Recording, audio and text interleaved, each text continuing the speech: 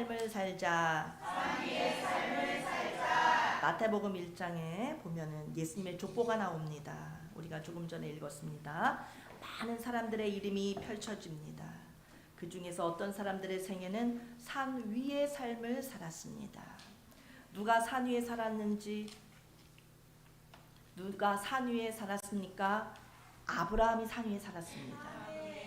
오늘 예배드리러 모인 성도님들도 다 산 위의 삶을 사시기를 축복합니다. 다 아브라함이 되시기를 축복합니다. 옆에 분하고 손잡고 인사합니다. 아브라함이 됩시다. 아브라함이 됩시다. 그리고 또 누가 살았습니까? 누가 산 위로 올라갔습니까? 이삭입니다. 자, 옆에 사람하고 이삭이 됩시다. 또 야곱이 산 위에서 살았습니다. 야곱이 됩시다. 아멘. 또 요셉이가 산 위로 올라갔습니다. 요셉이 됩시다. 또 모세가 산 위로 올라갔습니다. 모세가 됩시다. 그리고 또 여호수아가 산 위로 올라갔습니다. 여호수아가 됩시다. 이렇게 위대하게 여호수아, 모세, 요셉, 이삭, 야곱, 아브라함은 산 위에 올라가는 삶을 살았습니다. 그리고 또 사사기에 나오는 수많은 사사들도 산 위로 올라갔습니다. 그 이름도 유명한 다윗. 불신자들이라 할지라도 다윗 모르는 사람은 아무도 없습니다. 다윗과 골리앗 이야기는 모든 사람들이 다 압니다. 그렇게 위대한 다윗이 산 위로 올라갔습니다. 다윗의 아들 솔로몬이 산 위로 올라갔습니다. 그 뒤에 아사 왕도 산 위로 올라갔습니다. 여호사밧이 산 위로 올라갔습니다. 히스기야가 산 위로 올라갔습니다. 스룹바벨이 산 위로 올라갔습니다. 그 다음에 제일 마지막으로 최고가 되신 분, 예수 그리스도. 아멘. 하나님은 어떤 사람들을 산 위에 올려놓으십니까? 하나님께서는 그 시대마다 어떤 한 사람을 세우셔서 산 위로 올려보내십니다.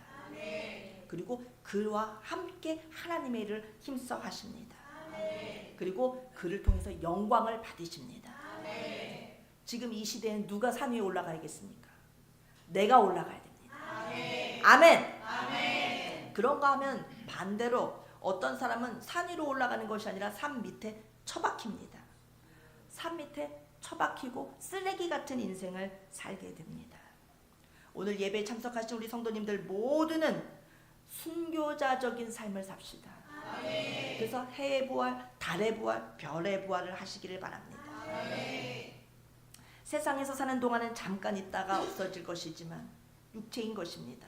그러나 조금 지나면 다 사라지고 썩어질 육체이지만 그 썩어질 육체, 초라한 것으로 유익한 것, 부끄러운 것, 볼품없는 것, 육체의 것으로 이 세상 사는 동안에 열심히 주를 위해서 심읍시다. 돈을 심고, 육체를 심고, 물질을 심고, 주님을 위해서 몸과 마음과 물질을 다 바쳐서 심읍시다. 이 세상 것 아무리 좋아봤자 아무것도 아닙니다.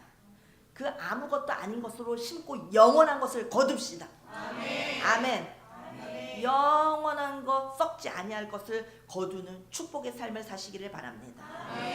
우리 모두는 영원한 천국에서 다시 살아나야 합니다. 우리 에덴교회 성도님들은 산 밑에 짓밟히는 쓰레기 같은 인생을 살면 절대 안 됩니다. 다 산 위로, 다 산 정상으로 올라가시기를 바랍니다. 하나님께서는 어떤 사람을 산 꼭대기에 세우십니까? 아브라함을 세우셨고 이삭을 세우셨고 따라서 야곱을 세우시고 요셉을 세우시고 모세를 세우시고 다윗을 세우시고 솔로몬을 세우시고 이렇게 산 위에 올라간 사람들을 분석해보면 우리들보다도 나은 사람이 단 한 사람도 없습니다. 이 사람들이 어떻게 산 위로 올라갔지 싶은 실수의 왕들입니다. 이 사람들 아브라함, 이삭, 야곱, 요셉, 모세, 다윗, 솔로몬 다 실수투성이 사람이요 죄악투성이 인간들입니다. 실수를 안 한 사람들이라서 완벽한 인간들이라서 그들을 하나님께서 산 위에다 올려놓으신 것이 아닙니다. 우리보다도 못한 사람들이 산 위로 올라갔습니다. 아브라함을 보십시오. 아브라함을 보면 그의 아내 사라가 너무나 아름다웠습니다.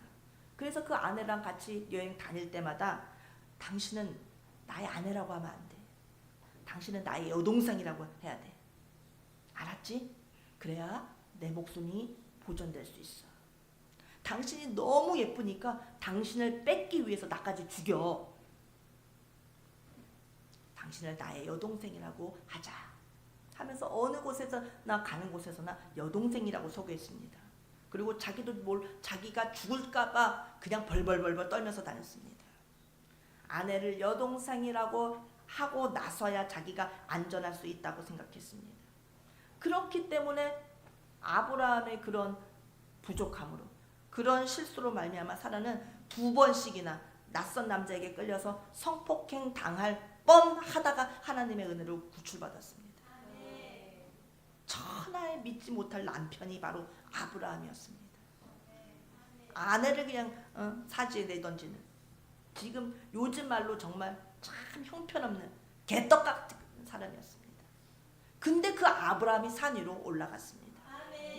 이삭도 마찬가지였습니다. 부전자전입니다. 이삭도 아버지를 닮았습니다. 자기 아내 리브가를 또 가는 곳마다 여동생이라고 속이고 다녔습니다. 리브가도 시어머니 사라처럼 똑같은 위험을 당했습니다. 이삭도 역시 개떡 같은 사람이었습니다. 근데 그가 산 위로 올라갔습니다. 야곱이 역시 마찬가지였습니다. 항상 어머니 곁에 있기를 좋아했습니다. 야곱은 엄마를 졸졸 쫓아다녔습니다. 엄마를 도와서 집안일을 돕고 항상 요리하는 것을 즐거워했습니다. 그래서 엄마 리브가는 형 에서보다 야곱이를 더 사랑했습니다. 그런데 장자의 축복에 욕심이 났던 야곱이는 장자의 축복을 자기가 너무 받고 싶은 겁니다. 어떻게 장자로 태어나지 않는데 장자의 축복을 받을 수 있습니까? 첫째로 장남으로 태어나야 축복을 받을 수 있는 축복을 어떻게 둘째로 태어났는데 축복을 받을 수 있습니까? 불가능하죠. 근데 야곱이는 자기가 장자가 되고 싶었던 것입니다. 자기가 형이 되고 싶었습니다. 이미 세상에 동생으로 태어났음에도 불구하고 장자의 축복을 받고 싶었습니다. 그래서 형으로 변장까지 합니다. 그리고 어머니가 만들어준 염소고기를 가지고 가서 아버지 제가 애섭니다 하면서 장자의 축복을, 형이 받아야 될 축복을 가로채 버렸습니다. 그러니 눈 어둡고 귀 어둡던 나이 많은 늙은 아버지 이삭은 형 에서의 옷을 입고 와서 또 매끈매끈한 털이 없었던 야곱이는 염소털로 이렇게 팔에 붙였습니다. 아버지 제가 애섭니다 할 때 아버지가 만져볼 거 아닙니까? 그렇게 야곱이는 변장을 하고 자기가 맏아들 에서라고 하고 아버지를 속여서 아버지에게 장자의 축복을 받게 된 것입니다. 에서가 돌아왔을 때 큰일이 났습니다. 너무 화가 났습니다. 그래서 내가 죽여버린다, 내가 내 동생을 죽여버리겠다 하고 난리가 났습니다. 결국 야곱은 장자의 축복 받으려다가 형한테 죽게 생겼기에 형 에서를 피해서 야밤에 보따리를 따고 들고 도망하였습니다. 엄마 리브가는 가슴을 조이면서 야곱이를 떠나보내야 했고, 이때로부터 이제 야곱이의 험악한 세월이 시작이 됩니다. 험악한 험난한 인생이 시작이 되는 것입니다. 아버지를 속였고 형을 속였습니다. 야곱이는 밧다나람에 가서 자기가 속였던 그대로를 되돌려봤는데 외삼촌한테 속임을 받습니다. 계속 당합니다. 계속 속임받습니다. 속임을 심었더니 속임을 거두게 됐습니다. 21년 동안이나 외삼촌 앞에 붙잡혀서 노예 생활합니다. 눈물을 흘리며 눈물 바가지로 흘리는 삶을 살게 되었습니다. 야곱이 이런 초라한 야곱이 사기꾼이요, 도망자요, 야곱이 역시 또 개떡 같은 인간입니다. 근데 하나님은 야곱이를 산 위에 올려주셨습니다. 요셉도 마찬가지입니다. 요셉의 아버지 야곱은 레아와 라헬 2명의 아내가 있었습니다. 레아는 못생겼고 라헬은 예뻤습니다. 그러니 야곱은 예쁜 라헬만 사랑했습니다. 남편의 사랑을 전혀 받지 못하는 레아는 늘 마음이 슬프고 늘 눈에서 눈물이 마를 날이 없었습니다. 늘 마음이 속상했습니다. 늘 사랑에 굶주렸습니다. 못생겼기 때문에 남편 사랑을 받지 못하니 늘 마음이 아팠습니다. 그런데 하나님은 못생긴 레아의 마음을 아십니다. 그래서 그 레아를 긍휼히 여기셔서 레아에게는 아들을 척척 잘 낳게 축복해 주셨습니다. 반대로 라헬은 아기를 한 명도 갖지 못했습니다. 그러다가 늦게서야 간신히 아들 하나를 낳았으니 그 이름이 바로 요셉입니다. 너무나 예쁜 사랑하는 아내 라헬이 어렵게 낳은 요셉이니 이 야곱의 눈에는 요셉이밖에 보이지 않았습니다. 특별히 아주 특별히 사랑했습니다. 편애했습니다. 요셉이를 향한 아버지 야곱의 사랑은 대단했습니다. 얼마나 편애하고 귀여워했든지. 그러니 집안에서는 레아가 낳은 아들들과 라헬이라는 요셉으로 인해서 형제간의 시기와 다툼이 끊이질 않았습니다. 엄마들 간에 둘이도 서로 시기하고 다툼이 끊이질 않았습니다. 레아와 라헬은 남편 하나를 두고 서로 간에 아들 낳아주기 경쟁을 하게 됩니다. 여자들 간의 라이벌전이 아주 치열하게 가열되었습니다. 급기야는 안 되겠다. 아내들이 자기 여종들까지도 남편과 동침을 시키는 바람에 야곱은 4명의 아내를 데리고 살아야만 했습니다. 하나님은 야곱의 가정 상황과 형편을 이용하셔서 구속사를 이어가십니다. 하나님의 섭리로 야곱은 아들을 많이 낳게 됐고 이스라엘 12지파가 야곱의 12아들로부터 생겨나게 됩니다. 야곱이 가정을 통하여 이스라엘 민족을 확대시키는 하나님의 놀라운 섭리가 나타납니다. 어쨌든 그런 환경과 형편 가운데서 태어난 요셉은 그야말로 야곱이 자기 눈에 넣어도 아프지 않은 그런 자식이었습니다. 그런 야곱이가 늙음하게 요셉을 얻었기에 다른 아들들보다 요셉을 더 사랑했는데 특별히 요셉에게는 알록달록한 채색 옷을 지어서 입혔습니다. 형들은 아버지가 요셉이만 사랑하는 것을 알고서 요셉이를 더 시기하고 더 미워했습니다. 질투가 활활 타올랐습니다. 게다가 어린 막내 아들 요셉이는 너무나 귀염만 받고 자랐기 때문에 누구 눈치 보지를 않고 자랐기 때문에 눈치가 전혀 없었습니다. 눈치가 빵점이었습니다. 분위기 파악이 전혀 안 되는 그런 아들이었습니다. 자기가 꿈 이야기를 형들한테 철없이 떠벌렸습니다. 요셉이 형들에게 말했습니다. 형님들 제가 꿈을 들어보세요. 우리가 밭에 곡식단을 묶고 있었습니다. 그런데 갑자기 내가 묶은 단이 우뚝 일어서고 형들의 단이 다 저의 단에게 절을 하는 거였습니다. 형들이 그렇지 않아도 쥐어받고 싶고 미운 그리고 샘이 나는 그런 요셉이가 꿈이라고 하는 그 꿈까지도 자기가 높임을 받는다는 그런 꿈을 이야기를 하니 형들이 말합니다. 네가 우리 왕이라도 될 것 같으냐? 하면서 왜 우리 단이 너한테 절을 하냐? 왜 네 단만 우뚝 서냐? 하면서 네가 정말 우리를 가르치려고 드는구나 했습니다. 그 꿈 이야기를 한 이후 형들은 더욱더 요셉이를 미워했습니다. 눈치코치 없는 요셉이를 보면서 단단히 벼르고 있던 형님들, 결국은 아버지께서 자기들을 감시하라고 요셉이를 보냈을 때 형들이 작당을 해서 요셉이를 애굽의 노예로 팔아버리게 됩니다. 그렇게 요셉이는 하루아침에 머나먼 나라 남의 나라 노예로 팔려가서 고생 눈물바다 눈물고개를 넘어가게 됩니다. 요셉이도 이와 같이 다 허물이 있고 실수가 있습니다. 인간은 다 실수합니다. 실수를 다 하면서 살지만 그 중에서 최고로 형편없는 사람은 또 다윗이 아닐까 합니다. 다윗은 실수투성이 인간입니다. 원래 다윗은 평범한 목동이었습니다. 그가 전적으로 하나님의 은혜를 받으면서 이스라엘의 왕으로 세워졌습니다.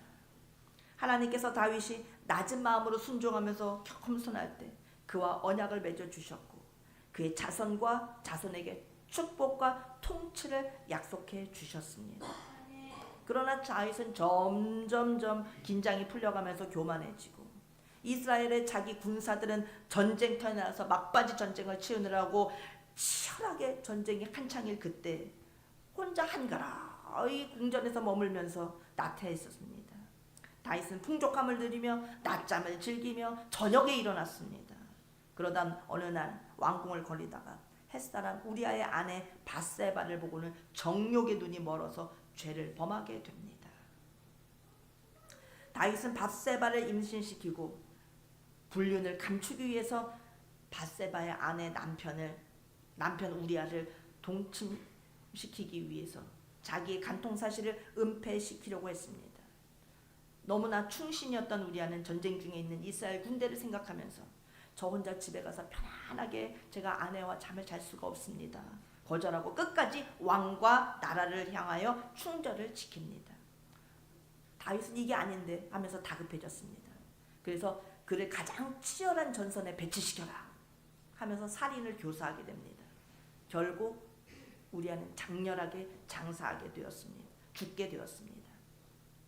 이 소식을 전한 전령이 벌벌벌벌 떨면서 왕에게 주님 왕이시여 우리아가 전쟁에서 죽었습니다 라고 말하자 다윗은 걱정하지 말아라. 칼은 이 사람이나 저 사람이나 다 삼키지 누구를 골라서 삼키진 않는다. 그런 말도 정말 시적으로 말하죠. 다윗은 일말의 죄책감 없이 장례가 마치자마자 과부가 되어서 울고 있던 밧세바를 아내로 맞이하였습니다. 다윗이 행한 그 일이 여호와 보시기에 악하였더라. 이게 다윗이고 이게 인간의 죄악상입니다. 살인자예요. 정말 개떡 같은 인간입니다. 그런데도 그런 인간을 하나님께서는 산 꼭대기로 올려주셨습니다. 그걸 보면 하나님의 산에 올라가는 사람은 실수하지 않은 사람, 죄를 짓지 않은 사람이 올라간 게 아니라 실수투성인 사람, 정말 악한 사람, 죄인들이 올라갔습니다. 실수 안 해서 올라간 것이 아니요 죄가 없어서 올라간 것이 아닙니다. 일단 우리들은 이런 신앙의 믿음의 선조들의 부족한 허물을 보면서 우리는 안심합시다. 위로를 받읍시다.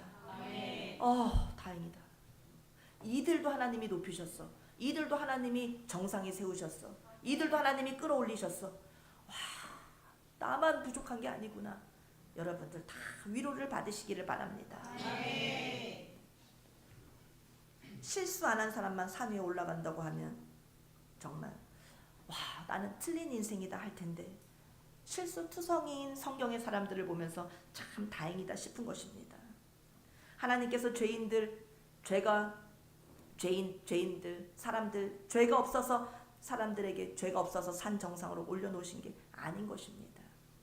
아브라함과 이삭과 야곱과 요셉과 모세과 다윗, 솔로몬 이 사람들은 우리들보다도 더 죄가 많은 사람들이었습니다. 그런데도 하나님께서 이 사람들을 산 위에 올려놓으신 것을 보면 죄가 많다고 해서 산 위에 못 올라가는 것이 아님을 꼭 기억하십시오. 나 죄인인데 나 죄가 많은데 이렇게 눌리지 마시고 죄인들 중에 죄인인 나보다 훨씬 더 죄인인 살인까지 한 다윗 이들도 하나님이 올리셨을까? 이들도 하나님이 어떻게 올리셨을까? 다행이다 하면서 위로를 받으시기를 바랍니다. 이 믿음의 사람들 그들은 첫 번째 실수 많은 실수투성이 인간이었으며 둘째 죄를 많이 지은 죄악투성이 인간이었습니다. 세 번째 그들은 또한 고난이 많은 고난의 사람들이었습니다. 이들은 다 고난의 삶을 살았습니다. 환경이 너무너무 어려웠습니다. 정말 지긋지긋하게 고난을 당했던 사람들입니다. 환경과 고난이 많다고 산 위로 못 올라가는 것이 아닙니다. 아브라함과 이삭과 야곱과 요셉과 다윗과 모세와 솔로몬 이들은 실수의 대명사요 죄악의 대명사요 고난의 대명사인 사람들입니다. 그러므로 우리들 앞에 지금 극한의 고통이 와 있다 할지라도 절대 좌절하거나 슬퍼하지 마시기 바랍니다. 고난을 이겨내야 됩니다. 고난과 아픔과 어려움 때문에 우리가 정상에 못 올라가지 않습니다. 난 이렇게 죽을 고생만 하면서 한평생 고생만 하는데 그렇다고 산 위에 못 올라가는 것이 아닙니다. 고난은 고난인 것이고 정상에는 갈 수 있단 말입니다.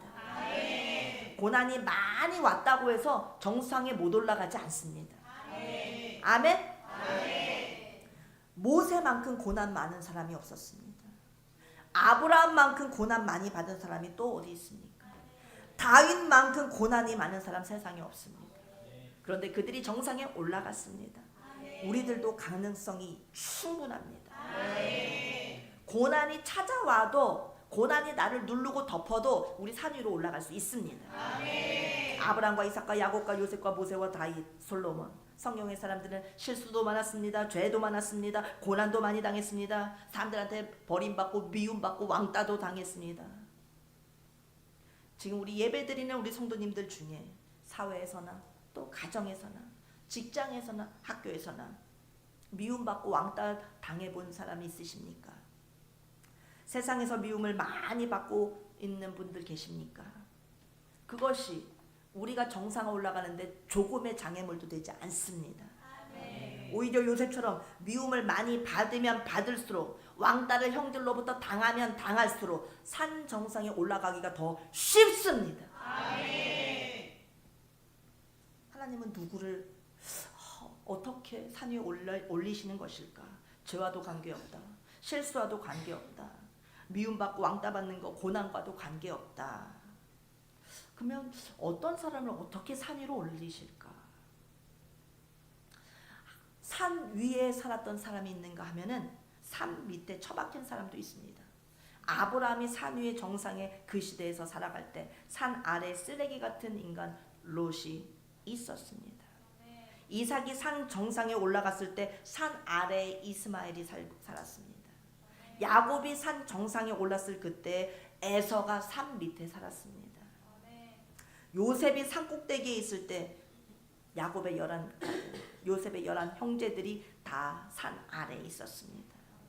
지금 우리들이 살고 있는 이 시대 가운데 나는 산 위에 살고 있습니까? 산 아래 처박혀 있습니까? 나는 산 위에 살기를 원합니까? 산 밑에 처박혀서 쓰레기 인생으로 끝나기를 원합니까? 선택하고 결단해야 됩니다. 나는 반드시 산 위에 올라가야 됩니다. 모세 보십시오. 모세가 산 꼭대기에 있을 때 산 아래에는 바로가 살았습니다. 바로는 실질적으로 현실적으로는 의리의리한 왕궁에 살았습니다. 애국의 왕이었습니다. 그러나 하나님의 눈에 보시기에 바로는 인간 쓰레기였습니다. 하나님의 정상에 모세가 있었다면 하나님의 산 아래 바로가 처박혀 살았던 것입니다. 여호수아가 산 꼭대기에 올라갔을 때 가나안 7족은 전부 쓰레기 인간들입니다. 여호수아가 산 위에 있을 때 가나안 7 족속들, 헷 족속, 기르가스 족속, 아모리족, 가나안, 브리스, 히위, 여부스 족속은 산 아래에 있었습니다. 아멘. 아멘. 가나안 7족속이라고 하는 것은 노아의 손자가 이름이 가나안입니다. 그 가나안의 후손들의 민족이 가나안 7족입니다. 아시겠습니까? 여호수아가 산 정상에 있을 때 가나안 7족은 땅 밑에 처박히는 인생을 살았습니다. 사사기 시대 때, 사사들이 다스리던 시대 때 아말렉 족속들은 전부 쓰레기들이었습니다. 아말렉 족속은 에서의 손자 아말렉의 후손들입니다.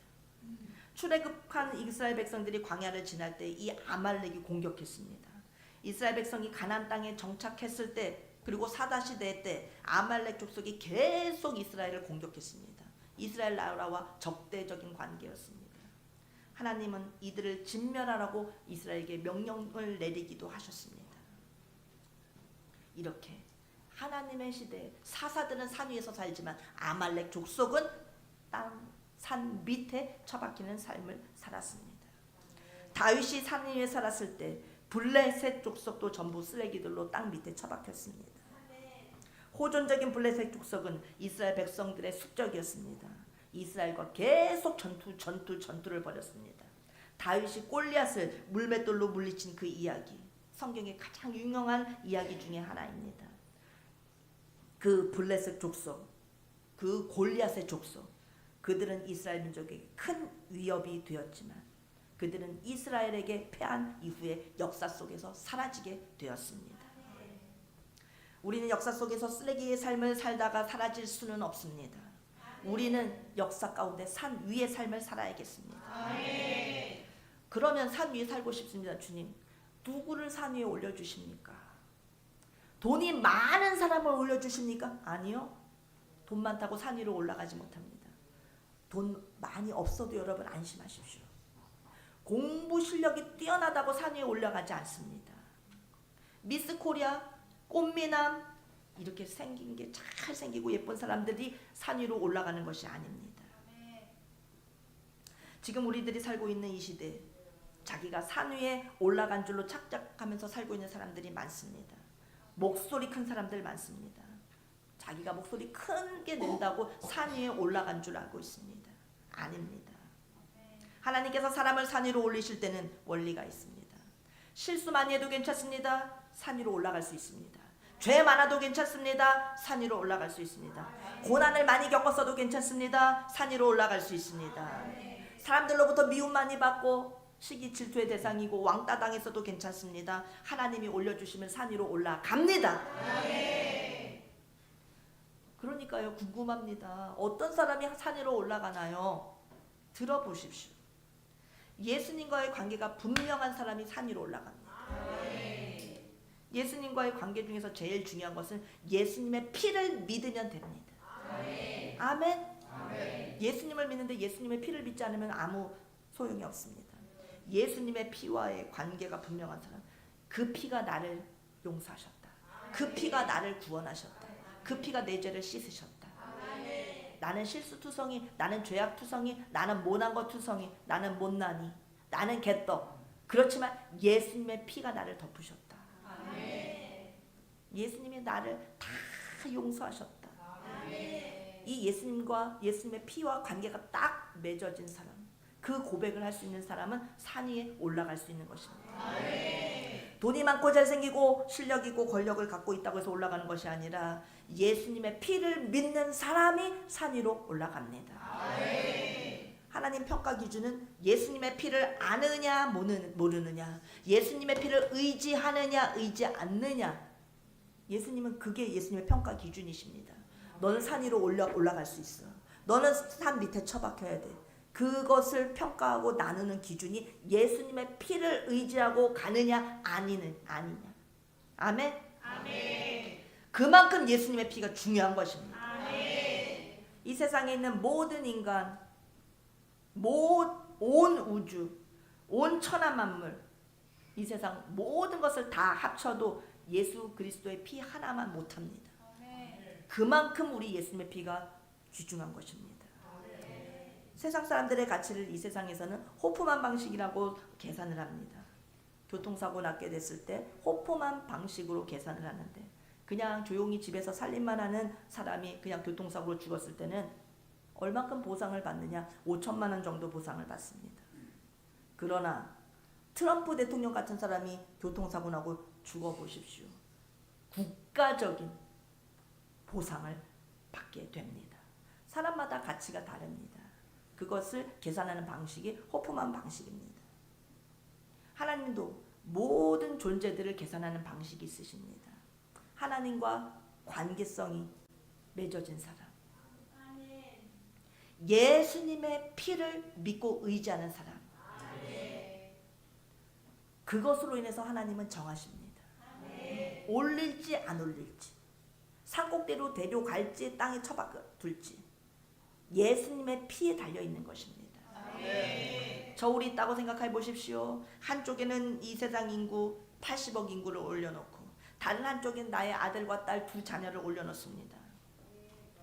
80억 인구에는 세계적인 재벌들도 있을 것이고 세계적인 왕들도 있습니다. 그 사람들과 80억 인구 전체와 내 자녀 단둘을 한쪽 저울에 올려보십시오. 어떤 것이 더 귀하고 어떤 것이 더 중요하고 어떤 것이 더 무겁습니까?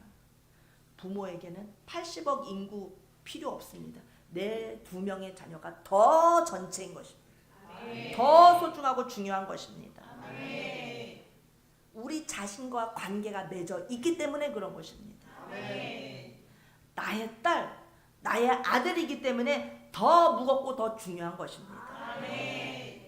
이거를 관계적인 평가라고 말합니다. 하나님도 하나님과의 관계성에서 우리를 평가하십니다. 예수님의 피가 묻어있는 하나님의 자녀를 압도적이고 절대적으로 중요하게 여기십니다. 주의 자녀들, 세상 그 무엇과도 바꿀 수 없다, 그 어느 것과도 대체할 수 없다 하면서 하나님께서는 예수님의 피를 의지하는 하나님과의 관계가 맺어진 자녀들을 귀하게 여기십니다. 그리고 그들을 산 꼭대기 정상에 올려주시는 것입니다. 예수님의 피를 모르거나 알아도 희미하게 하는 사람은 안 됩니다. 산 위에 못 올라갑니다.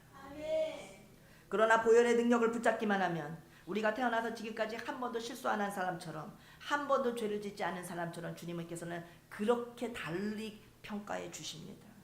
이것은 바로 보혈의 능력입니다. 이것은 바로 예수님의 공로입니다. 우리의 자랑이 아니라 예수님의 능력이고 예수님의 공로로 말미암아 내가 그렇게 평가받게 되는 것입니다. 아멘. 많은 사람들은 착각합니다. 윤리적으로 도덕적으로 착하게 살면, 어질게 살면, 부지런히 살면 산 위에 올려주실겠지. 그럴 것 같으면 아브라함, 이삭, 야곱, 요셉, 모세, 다윗 아무도 산 위에 못 올라갑니다. 착한 사람들 산 위에 올라간다고 할 것 같으면 아브라함은 산에 못 올라갑니다. 이삭은 산 위에 못 올라갑니다. 야곱도 못 올라갑니다. 어떻게 자기 아내를 동생이라고 하면서 다 데리고 다니면서 자기 아내를 사지로 내모는 그런 남편, 그런 죄를 지은 사람들이 산 위에 올라갑니까? 착한 일에서 너무나 거리가 먼데. 그러나 그들은 예수님의 피와 관계가 맺어져 있었습니다. 예수님의 피를 의지했습니다. 유일한 통로, 하나님께 통하는, 하나님과 관계가 맺어지는 유일한 통로인 예수님의 피와 관계가 있는 그들, 산 중턱에 산 꼭대기로 올려주셨습니다. 예수님의 피와 관계없는 사람은 하나님께서 절대 용납하거나 받아주지 않으십니다.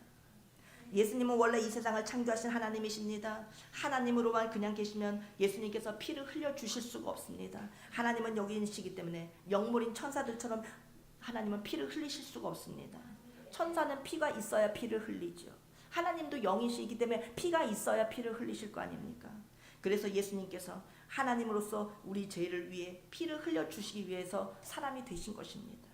마리아의 뱃속에 오셔서 그 불편한 곳에서 사셨던 것입니다. 거기서 10달을 지내시다가 이 세상에 오셨습니다. 사람의 육체의 옷을 입고 사람으로 오셔서 사람을 위하여 피를 흘려주신 것입니다. 예수님이 피를 흘릴 수 있는 조건을 갖추기 위하여 사람의 뱃속에 오셨고 2000년 전에 오셔서 33년 6개월을 사시고 갈보리 산 위에서 십자가에 매달려 죽으시기까지 피를 다 흘려주셨던 것입니다. 이 예수님이 흘리신 피를 호프만 방식으로 계산해 보니 지금 현존하는 이 세상의 모든 80억 인구 더하기, 과거서부터 현재까지의 인구 다 더하기, 또 앞으로 태어나고 태어올 예수님 재림하실 때까지 올 모든 미래 사람들 다 더하기, 그 모든 사람들의 죄를 다 없애고도 남을 만한 그런 피인 것입니다. 아멘. 모든 죄를 없애기에 넉넉한 것이 바로 우리 예수님의 피인 것입니다.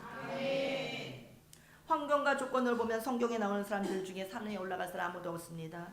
아브라함은 자기 고향에서 쫓겨나서 계기됐습니다. 그는 친구가 없습니다. 자기 고향을 떠나온 친구 하나 없는 나그네 신세로 그는 살았지만 산 위에 올라갈 수 있었습니다.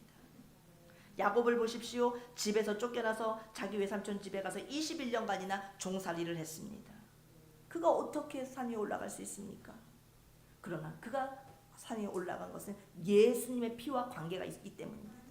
다윗을 보십시오. 그는 막내 아들이었습니다. 시골에서 양치는 목동에 불과했습니다. 그는 산 위에 올라갈 수 없는 사람임에도 불구하고 산 위에 올라갔습니다. 예수님의 피를 의지했기 때문에. 솔로몬을 보십시오. 그는 첩의 아들이었습니다. 그 시대 최고의 범죄적 사건을 통해서 밧세바의 아들로 태어났습니다. 그런 솔로몬이 어떻게 산 위에 올라갈 수 있었습니까? 불가능한 일이었는데 예수님의 피를 붙잡고 예수님의 피의 통로로 산 위에 올라갔던 것입니다. 모세가 양의 피의 원리를 모르고 애굽 땅에서 이스라엘 백성들을 구원하려 가고자 할 때 하나님의 율법이 나타나서 모세를 죽이고자 하셨습니다. 그때 모세는 아직 피의 원리를 몰랐습니다. 예수님의 피에 대해서 몰랐습니다. 하나님이 나타나셔서 모세를 죽이려고 할 때 왜 나를 죽이려고 하시는지 그는 이해하지 못했습니다. 하나님이 남편을 죽이려고 할 때 그때 모세 바로 옆에 있었던 눈치 빠른 모세 부인 십보라가 남편, 하나님이 왜 당신을 죽이려고 하시는지 모르는 거야? 모르는 거야? 당신이 피를 몰라서 그러는 거야 하면서 급하게 십보라가 당신은 나의 피남편이야 라고 대신 고백을 해 주었습니다. 구약의 이스라엘 공동체에는 언약의 하나님과 언약의 공동체로서 포피를 베는 행위, 할례지요. 포피를 베는 행위를 통해서 하나님과 이스라엘 백성 간의 언약을 상징하는 포피 베는 것을 상징으로 그렇게 여겨 주셨습니다. 십보라의 행위는 언약에 대한 순종을 보여주셨습니다. 앞으로 오셔서 십자가를 지실 어린 양 예수님의 피 흘림을 보여주신 것입니다. 당신은 나의 피남편이야 하면서 예수님의 피를 의지했습니다. 그래서 하나님은 모세를 살려주셨던 것입니다. 피라, 미신 같기도 하고 무슨 드라큘라 피? 서양 사람들은 피 얘기를 많이 하는데 성경에서도 무슨 피를 얘기를 할까?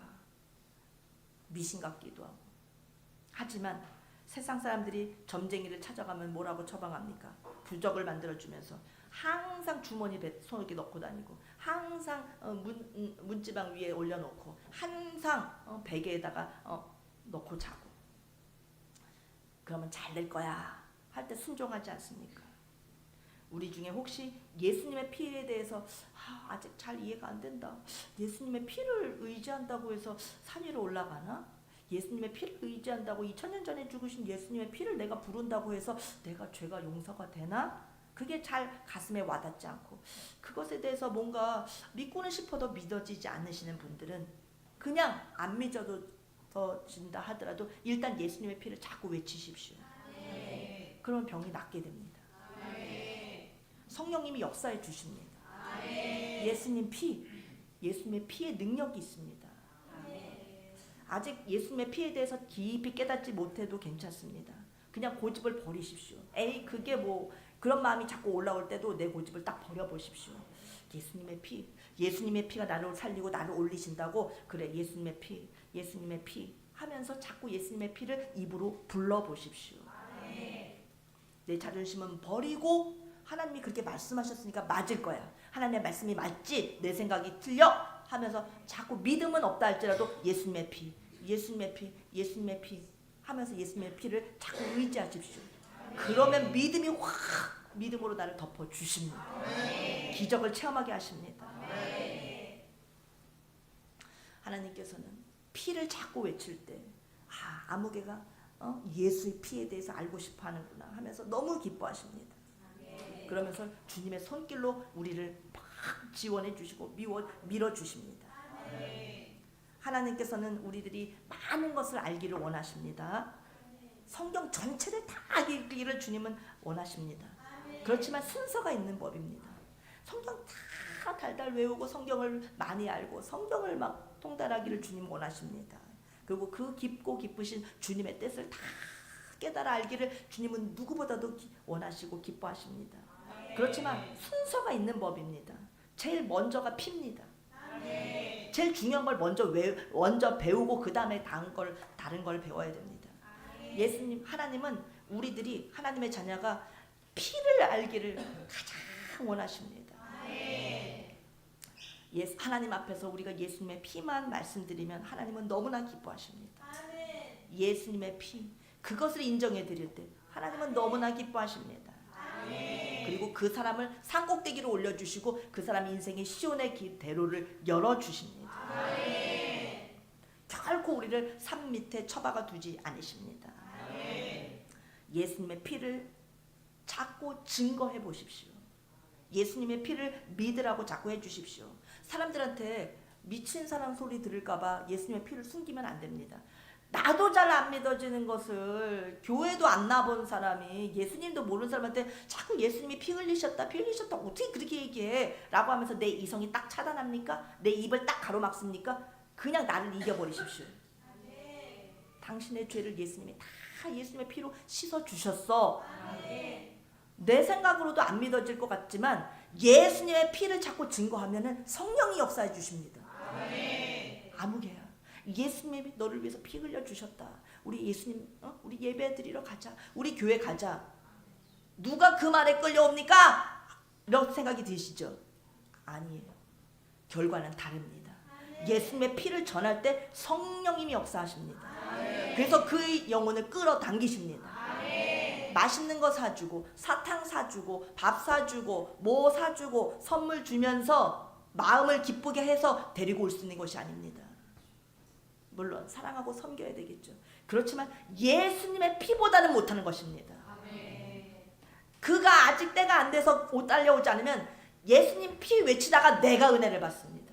내가 믿음의 반석 위에 서고 내가 산 위로 올라가게 됩니다. 그래서 예수님의 피를 전하는 내가 복을 받게 되는 것입니다. 자꾸 시간이 있을 때마다 예수님의 피를 예수님의 피가 나의 죄를 씻으시다니 예수님의 피가 나의 모든 질병을 깨끗게 하실 줄 믿습니다 하고 예수님의 피를 의지하시기를 바랍니다. 사람의 생각으로는 실력으로 올라갈 것 같고 노력 많이 하면 올라갈 것 같고 깨끗하게 살면 올라갈 것 같지만 그렇지 않습니다. 실수 많아도 괜찮습니다. 예수님의 피가 우리 실수를 다 덮어주시기 때문입니다. 죄가 많아도 괜찮습니다. 모든 죄를 예수님의 피가 다 씻어주시기 때문입니다. 다 덮어주시고 다 씻어주시는 예수님의 피가 제일 중요한 겁니다. 그게 필요하지. 우리 힘으로 실수 안 하려고 한다고 안 해집니까? 우리가 죄 안 짓는다고 안 짓려고 한다고 노력한다고 죄악 덩어리가 죄를 어떻게 안 짓습니까? 안 짓고자 하는 그 자체가 벌써 죄인데. 아멘. 그러니 그런 엉뚱한 생각하지 말고 예수님의 피를 의지하십시오. 그러면 내 노력으로 죄 안 지려고 하는 것보다 예수님의 피를 의지할 때 죄에서 멀리 떨어져 나갈 수 있도록 주님께서 죄로부터 나를 보호해 주시고 죄와 거리가 멀게 거룩한 삶을 살아갈 수 있도록 인도해 주시는 것입니다. 예수님의 피가 능력입니다.